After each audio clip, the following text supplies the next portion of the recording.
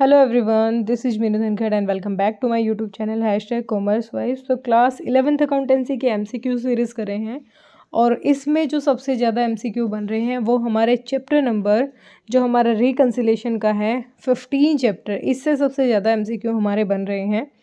तो आज इसके सिर्फ जो प्रैक्टिकल क्वेश्चन है उनके पे फोकस नहीं किया जाएगा, वो मैं करवा चुकी हूँ वीडियोज़ में।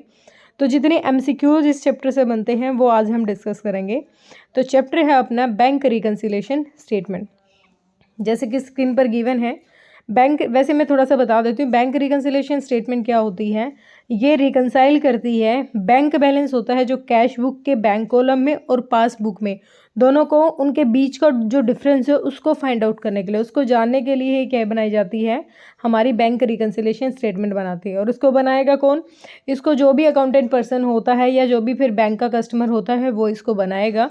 तो बैंक क्या करता है, बैंक हमें एक स्टेटमेंट देता है। उस स्टेटमेंट को क्या कहते हैं? बैंक जो हमें स्टेटमेंट देता है, हमारी जो समरी होती है उसको कहते हैं पासबुक। पासबुक के और कैश बुक के बैंक कॉलम का मैच करने के लिए हम ये स्टेटमेंट बनाते हैं। इसको बैंक नहीं बनाएगा। क्यों? क्योंकि बैंक के पास तो बहुत सारे काम होते हैं, बहुत सारे लाइक बैंक को इस बात से क्या मतलब है कि हमारे अकाउंट में कितना पैसा ज़्यादा है या कम है।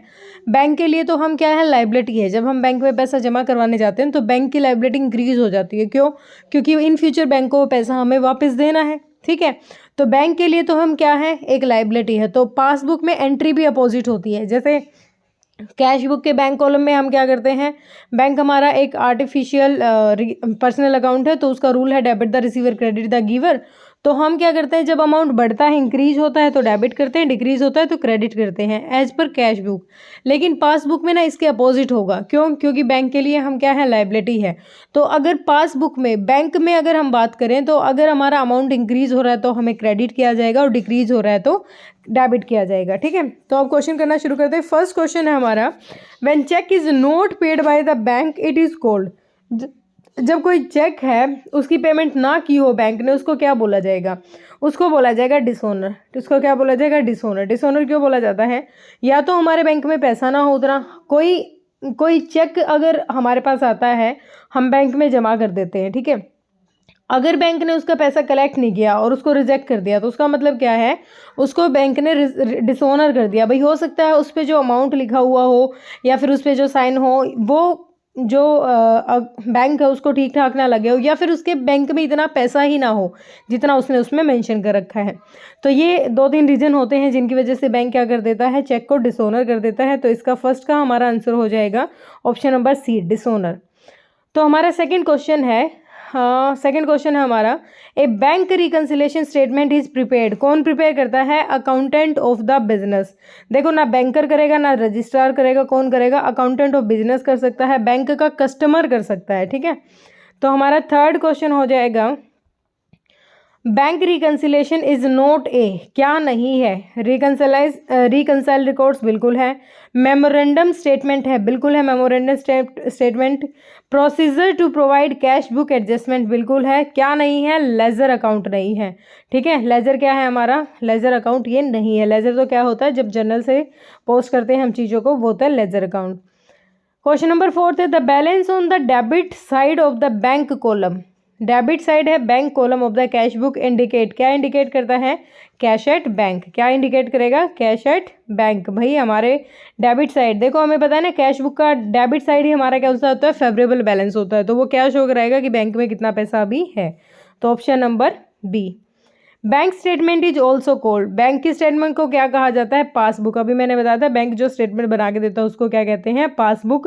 और पासबुक को और कैश बुक के बैंक कॉलम को ही मैच किया जाता है और उसी प्रोसेस को ही क्या बनते हैं, वो स्टेटमेंट बनाई जाएगी, bank reconciliation statement. The main purpose of preparing a bank reconciliation statement, main purpose क्या है? To know the bank balance? नहीं। To know the balance of bank statement? No. To correct the cash book? No. To identify causes of difference between cash book and bank statement? बिल्कुल।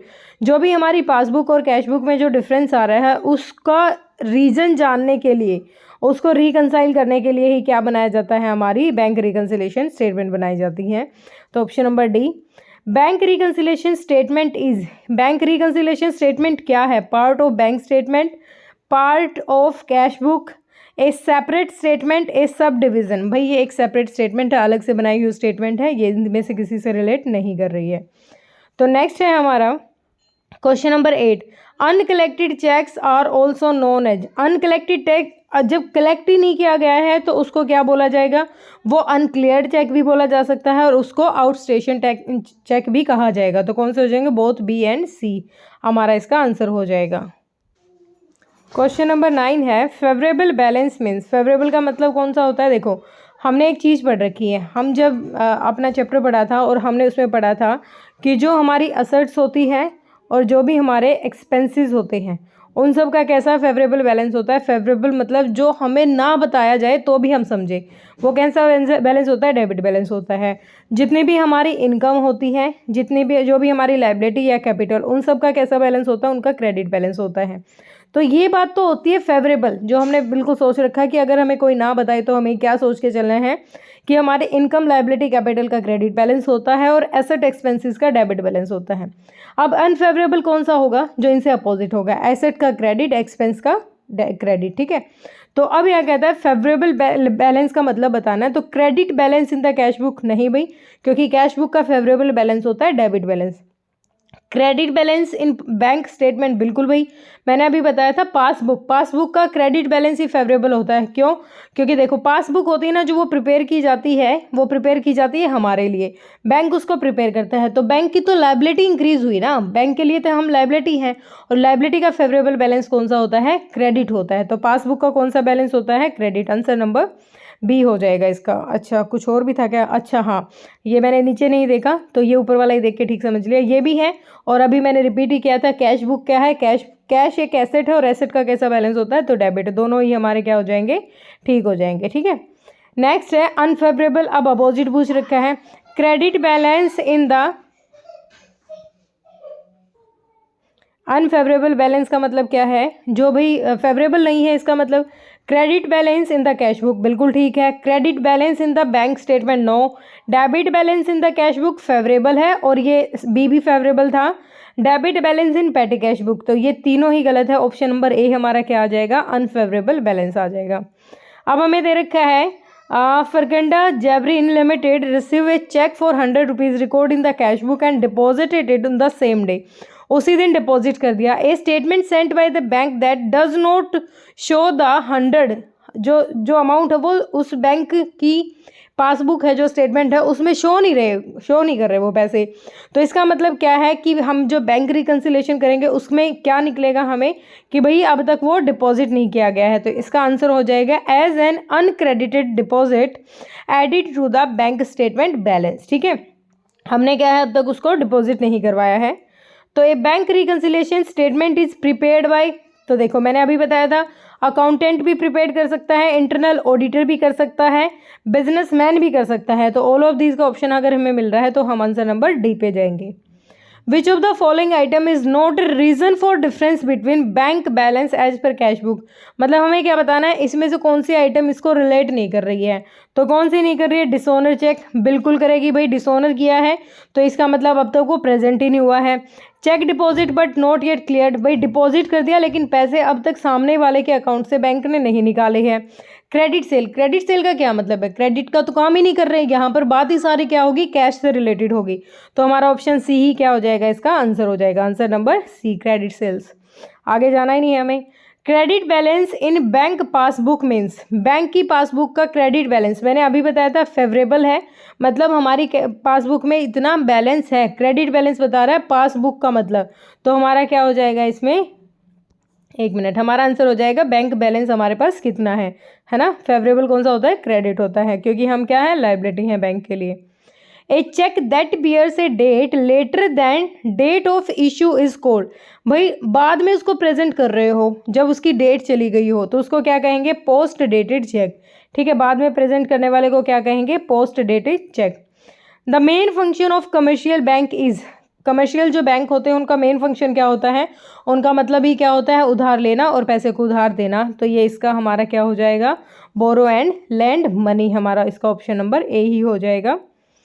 When a cheque is return by the bank showing some technical reason is known as, क्या बोला जाएगा भाई? Check return कर देता है तो dishonour ही होता है वो हमारा, मैंने बता दिया था पहले ही। The outstanding cheque is the missing entry of, outstanding cheque है वो मिसिंग एंट्री किसकी हो जाएगी भाई? चेक कैश बुक की होगी, पासबुक की होगी, कोई भी आउटस्टैंडिंग चेक है, मतलब आउटस्टैंडिंग का मतलब होता है जो काम अब तक नहीं हुआ हो, तो इसका आंसर हो जाएगा हमारा पासबुक, ठीक है, मिसिंग एंट्री है। Directly collection of bank are to be in cash book, directly collected होगा तो मतलब पैसा आएगा तो वो क्या हो जाएगा? डेबिट हो जाएगा। The cheque which is issued to creditors but it not presented for payment is called, भाई क्या हुआ? चेक डिपॉजिट इशू कर दिया, हमने चेक दे दिया, हमने अपनी साइड से पैसा घटा हुआ दिखा दिया, लेकिन बैंक ने अब तक उसको प्रेजेंट नहीं किया हो सामने। देखो मैं किसी को चेक देती हूँ तो इसका मतलब मैंने चेक इशू किया, सामने वाले ने अब तक जाके बैंक में वो चेक नहीं दिखाया और पैसा नहीं लिया है, तो वो क्या है? वो आउटस्टैंडिंग चेक है। कैसा चेक है वो? आउटस्टैंडिंग चेक है। ए बैंक रिकन्सिलेशन स्टेटमेंट है क्या? A part of cash book, a part of passbook, a statement prepared by bank, ये तो बिल्कुल गलत है, ये पार्ट भी नहीं कह सकते और ये थर्ड तो बिल्कुल ही गलत है। ए स्टेटमेंट प्रिपेयर्ड बाय कस्टमर, हाँ ये ठीक है, ये एक ऐसी स्टेटमेंट जिसको कस्टमर बनाता है अपने सेटिस्फेक्शन के लिए, ताकि वो मैच कर सके कि बैंक में जो पैसा मेरा पड़ा हुआ है, जो स्टेटमेंट है मेरी और जो मैंने रिकॉर्ड कर रखा है कैश बुक में, उसमें कोई डिफरेंस तो नहीं है, सेम ही है या नहीं है। A passbook is a copy of, किसकी कॉपी होती है पासबुक? जो कस्टमर होता है वो जो बैंक में पैसा जमा करवाता है उसकी ही कॉपी होती है, तो a customer account in the bank.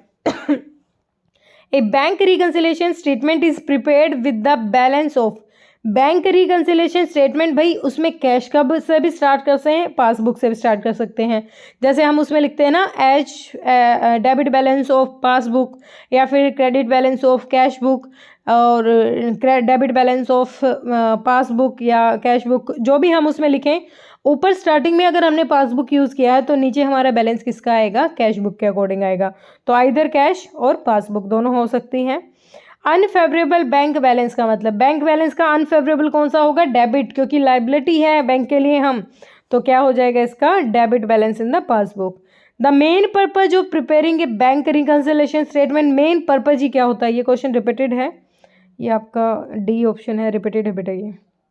In cash book the favourable balance, cash book का फेवरेबल डेबिट होगा, क्योंकि कैश क्या है? एसेट है, और एसेट का क्या रहता है? डेबिट बैलेंस रहता है। अभी मैंने बताया था 5 चीज़ें रट लो अपने दिमाग में, एसेट और एक्सपेंस का हमेशा डेबिट बैलेंस फेवरेबल होता है, और लाइबिलिटी, कैपिटल, इनकम, इन तीनों का फेवरेबल बैलेंस क्रेडिट बैलेंस होता है। On the bank statement cash deposited by the company is known as, bank statement के हिसाब से अगर कैश डिपॉजिट हो रहा है बैंक में तो क्या हो जाएगा? क्रेडिट हो जाएगा। वो लाइबिलिटी भी है लेकिन हम उसको क्रेडिट साइड रिकॉर्ड करेंगे ना, बढ़ा के दिखाएंगे बैंक स्टेटमेंट। यहाँ पर बैंक स्टेटमेंट का मतलब ही ये कह रहा है पासबुक में, तो पासबुक में अगर चीज़ें इंक्रीज हो रही है ना, पासबुक है, पासबुक क्या है? बैंक के लिए लाइबिलिटी है। पासबुक में अगर चीज़ें इंक्रीज होगी, पैसा आएगा तो क्रेडिट होगा, और डिक्रीज होगी, अपोजिट कर दिया मैंने ये। पासबुक में अगर चीज़ें आएंगी, बढ़ेंगी तो क्रेडिट होंगी, और जाएंगी, डिक्रीज होंगी तो डेबिट होंगी, ठीक है, ये पासबुक होती है क्योंकि अपोजिट बनती है ये। बैंक रिकन्सिलेशन स्टेटमेंट्स कंपेयर से bank statement with, bank statement के साथ cash payment journal, cash receipt journal, cash book, भाई कैश बुक, ठीक है। What is deposit in transit in bank, क्या होगा ये 1 मिनट रुको।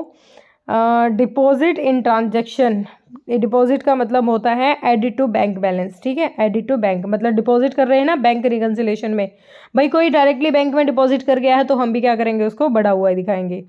एनएसएफ क्या है हमारा? No sufficient fund, market marked in cheque sent back by the bank indicate, क्या एनएसएफ मार्क करके चेक को वापस भेज दिया गया है, तो इसका मतलब क्या है? No sufficient money, no sufficient fund. तो हमारा ये 30 क्वेश्चन थे, बिल्कुल इजी थे। ये आपके बुक के हिसाब से तो नहीं है, ये थोड़े से डिफरेंट क्वेश्चन है, लेकिन आपकी बुक में बहुत अच्छे क्वेश्चन थे।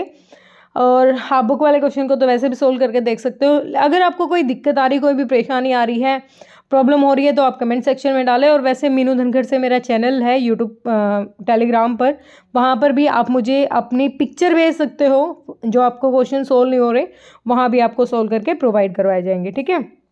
ओके बेटा, वैसे एक रिक्वेस्ट है, अगर अब तक आपने मेरा चैनल सब्सक्राइब नहीं किया है तो प्लीज़ चैनल को सब्सक्राइब करें, वीडियो को शेयर करें, ताकि जब आप थोड़ा सा अपना कंट्रीब्यूशन दिखाओगे तभी मेरा भी थोड़ा बहुत बेनिफिट होगा भाई, ठीक है।